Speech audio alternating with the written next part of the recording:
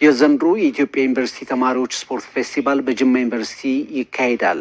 ከጥር 9 እስከ 24 2018 ዓ.ም በጅማ ዩኒቨርሲቲ እንደሚደረግ መርሃ ግብር የተያዘለት ውድድሩ ስፖርት ብዝሃነትና እውቀት ለልቀት በሚል መሪ ሀሳብ ይካሄዳል።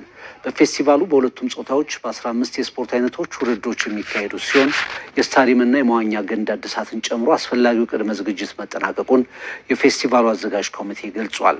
የጅማ ዩኒቨርሲቲ ፕሬዝደንት ዶክተር ጀሚል አባፊጣ ሁነቱ ከስፖርታዊ ውድድሮች ባሻገር ባህልን ለማስተዋወቅና የእርስ በርስ አብሮነትን ለማጠናከር እድል ይፈጥራል ብለዋል። በፌስቲቫሉ ላይ 45 ዩኒቨርሲቲዎች የሚሳተፉ ሲሆን ሁሉንም የስፖርት መወዳደሪያ ስፍራዎች በማዘጋጀት ፌስቲቫሉን በድምቀት እንዲከናወን ዝግጅቱ መደረጉን ፕሬዝደንቱ ተናግረዋል። ለውድድሩ ራሱን የቻለ ድረገጽና የሞባይል መተግበሪያ መዘጋጀቱም ተገልጿል።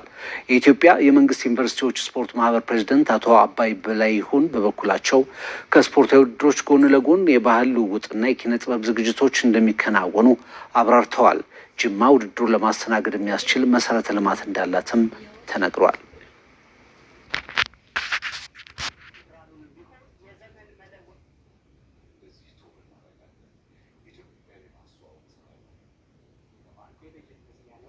ተሰርቷል። በዚህ ፌስቲቫል ምክንያት እንደምታውቁት 6ኛ መላ ኢትዮጵያ ጨዋታ ሲካሄድ እዚህ ስቲል የጅማ ዩኒቨርሲቲን ማዘውተሪያዎች ተጠቅሟል። ይህ ሁሉ ለአካባቢው ለጅማ ከተማ፣ ለጅማ ዞን ከፍ ሲልም ለደቡብ ምዕራብ ኢትዮጵያ የራሱ የሆነ የስፖርት ሀብ ሆኖ የሚያገለግልበት እድል ነው ፈጥረው ከዚህ ፌስቲቫል ጋር ተያይዞ የአቅም ግንባታ ስልጠናዎችን እየተካሄዱ ለምሳሌ በዚህ ፌስቲቫል ላይ ሊያገለግሉ የሚችሉ ወደ 40 የሚጠጉ የአትሌቲክስ ዳኞች ስልጠና እየተካሄደ ይገኛል። ከዚህ ከተማና ከዚህ ዞን ላይ ብቻ ማለት ነው።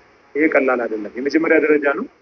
በእነሱ አቅም ደግሞ እንደ አቅማቸውን እያጎለበቱ ሲሄዱ ኢንተርናሽናል ዳኛ መሆን የሚደርስበት የራሱ የሆነ ከኢትዮጵያ አትሌቲክስ ፌዴሬሽን ጋር ሆኖ እየተሰራ ያለ ስራ ስላለ ይሄም ትልቁን ድርሻ ይወስዳል ብለን እናስባለን።